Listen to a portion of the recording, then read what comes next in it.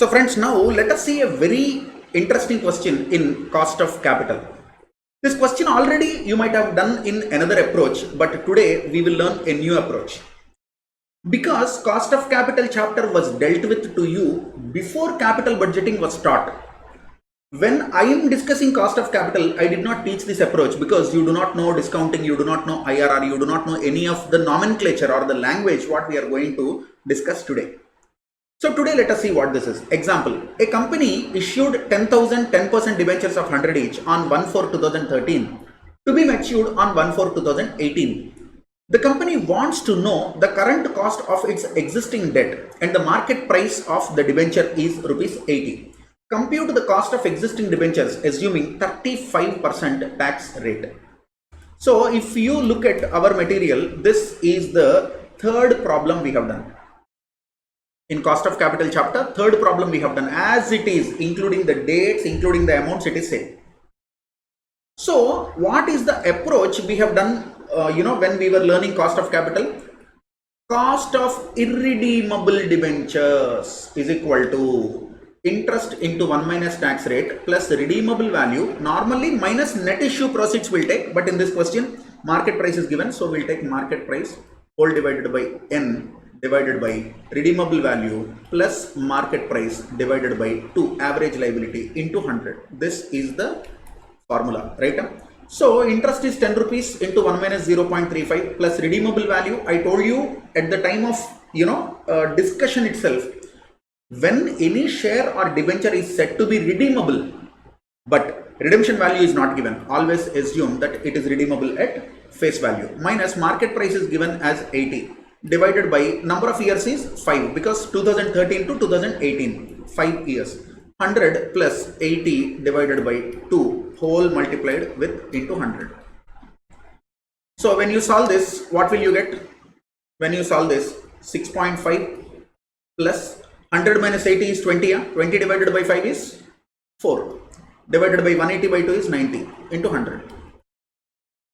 Okay. So 10.5 by 90 into 100. 10.5 divided by 90 into 100. So it is 11.67%. So this is the problem we have done already. Today, the same problem we will do in a new method called yield to maturity method. This is something related to capital budgeting. This is something related to capital budgeting. Now think you are a debenture holder. So if you are a debenture holder, how much you invest? 80 rupees is your investment. Today you have to purchase the debenture. To purchase the debenture, you need to pay market price, no? So 80 rupees is the investment. Then what are your cash inflows? This is cash outflow. What are your cash inflows? Pawan sir, I'll receive interest. Okay, very good. Pawan sir, I'll receive redemption at the time of the maturity after 5 years. The company will redeem. So I'll get 100 rupees. So here I get 100 rupees of principal amount back. Here I get 10 rupees. Hold on. You get 10 rupees, but you will pay tax on it, no? So 10 into 1 minus 0.35, effectively you will get 6 rupees 50 paise. So think if it is your asset. Investment in debenture is asset only, no? So apply capital budgeting to this. This is year 0. This is year 1, year 2, year 3, year 4, year 5. What is your outflow? Here you are spending or investing 80 rupees. 80 rupees is your cash outflow. At the end of first year, how much you will get? 6.5. At the end of second year, 6.5. At the end of third year, 6.5. At the end of fourth year, 6.5. At the end of fifth year, 6.5 plus 100 rupees redemption. Correct? Now, what is cost of debt? Cost of debt is the discount rate which equates the present value of inflows to the present value of outflows. Can I say this is present value of outflow? Can I say we can calculate present value of inflows here? So the discount rate which equates this to is cost of debt. Pawan sir, that is called IRR. Same thing, Baba. IRR only we are calculating for this. That IRR only is cost of debt. Do you remember in cost of capital chapter I told you clearly? The return on investment from the point of view of debenture holder or shareholder is the cost of capital to the company. The whole cost of equity, how did we learn? Do you remember the whole cost of equity? How did we learn? Cost of equity is nothing but return on investment of equity shareholder. So, if you recollect the basics, KE is equal to D by P. What is this? From company point of view, it is cost of capital. From investor point of view, in ratio analysis, same thing, dividend yield ratio. So, if I am investor, this is yield, income, return on investment for me. If you are the company, this is cost of equity to you. Simple. I have put money in fixed deposit of SBI. SBI paid me 10,000 rupees interest. For me, it is interest income. For State Bank of India, it is interest expense. For me, it is return on investment. For them, it is cost of capital. That's all. So, cost of capital to company is return on investment to shareholder or investor. So, using this logic, we are calculating what is the return on investment on this kind of debt instrument to the debenture holder. This is more global in standard. So these are globally, internationally companies calculate it like this. In India, we traditionally follow KD is equal to interest into 1 minus tax rate and all. But because now we are migrating to the globalization, even in accounting, these kind of methods will gain more significance. 2-3 attempts back, study material if you open, this solution is not there. 2-3 last reprint and all, if you say take 2018 books and all, this will not be there. Newly this is introduced. That means it is important. Now Chintu will ask a doubt. Sir, if this is important, why you did not teach it in cost of capital chapter? Sir, to understand this calculation of IRR and all, you need to learn capital budgeting first now. That is the reason we have done it like this. So here 0, 1, 2, 5, 5.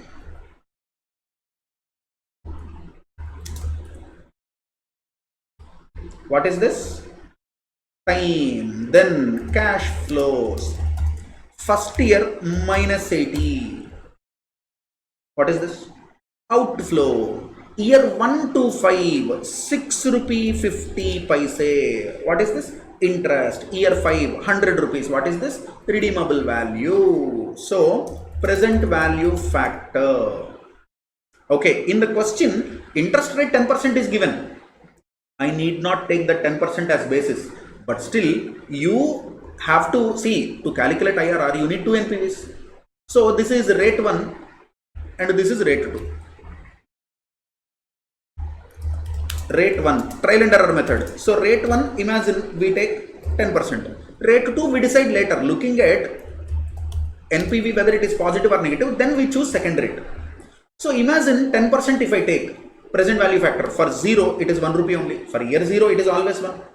1 to 5, year 1 to year 5. So we'll take present value annuity factors.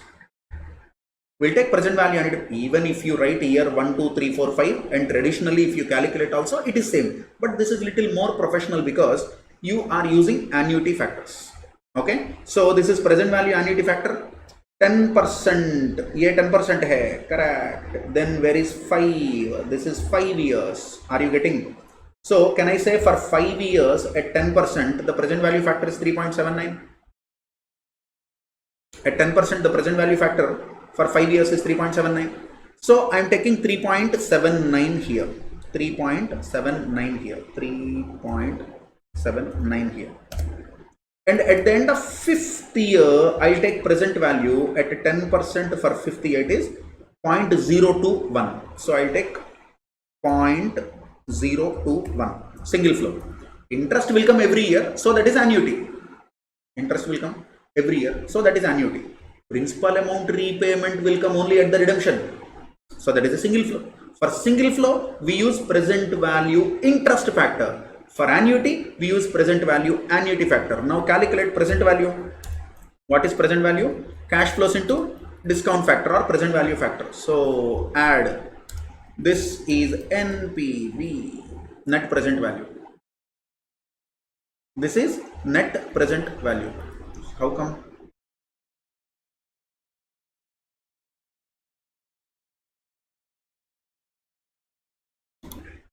So what is this 100? Is it 0.061? No. 1 divided by 1.1, it should be 0.621, correct, 0. So maybe it is a typing mistake. 0.621, correct. So 62.1. So our NPV is 6.73. So when NPV at 10% is positive, second rate should be more than that. So I am taking rate to assume 15%. Assume, you can take any other rate also. Pawan sir, can I take 18%? Yeah. So discount factors at 15%, calculate 1 divided, first one will be 1 only. Then we'll go to annuity factor table, 15%, 5 years, it is 3.35. You understand? 3.3522. I'll take 3.3522. 3.3522. Then fifth year at 15%, go to present value table. 15%, fifth year, 0.4972. So this is 0.4972. 0.4972. So multiply cash flow into this. So NPV here is minus 8.49. So we got one positive NPV, one negative NPV. Do you remember? To calculate IRR. To calculate IRR, we need two NPVs. So now calculate IRR. Pawan sir, how do we calculate IRR? You remember how IRR will be calculated? Low rate plus NPV at low rate divided by difference in NPVs. That means NPV into NPV low rate minus NPV high rate into difference in discount rates. High rate minus low rate. Same thing I'll do here. What is our low rate? 10% plus what is our NPV? 6.735 divided by what is difference between NPVs? 6.735 minus of minus 8.49. So it is effectively mathematically plus 8.49 into 15 minus 10. Take your calculator, first denominator 6.735 plus 8.49, that comes to 15. So 6.735 divided by, this is, I am writing somewhere 15.225. Okay, 6.735 divided by 15.225, that comes to 0.44 into 5, that comes to 2.21 plus 10, that is 12.21%. KD, IRR is equal to 12.21. So KD is 12.21. What is this method? This method is called yield to maturity method. Understand? Clear? No? After learning capital budgeting basics, this will be very simple. Now Chintu will get it out. Sare, imagine if this question is given in the exam. If this is example given, imagine if it is given in the exam. So in the same study material, same problem, in one way you taught us to calculate it like this. In study material also it is there, 11.67. In another way, the same problem is solved like this. So in the exam, which approach should I do? If specifically they ask you calculate KD following yield to maturity, then you have to do it like this. If they ask you calculate KD, traditionally we calculate like this, you can do. But if I am a student, if I do it like this, I will write a note. The above problem is solved from the point of view of redeemable debentures considering market value. However, the same problem can also be solved using yield to maturity method. Then you will get full marks. You understand? You understand? So what is the name of this model? Yield to maturity model. So what shall we do? Summary. Step 1. Step 1. If you are investor, write down cash flows. When you buy debenture, you'll have to pay the market price. So that will be your investment. Something, this debenture, treat it like a machine. You are buying machine, investment is outflow. You are buying debenture, investment is outflow. Then what will you get? During the life of the debenture, you will get cash inflows. What are cash inflows? Interest. Interest into 1 minus tax rate calculate, that will be your net interest. Because on debentures, taxation is applicable on debenture interest. So take I into 1 minus t throughout the life. At the end, that means at the maturity time, take the redemption value and then calculate the IRR rate which equals the present value of inflow and present value of outflow. Calculate the IRR like this. Calculate the IRR, that is the rate which equates the present value of inflow and present value of outflow. That is your KD. That's all. You understood? Any doubts in this?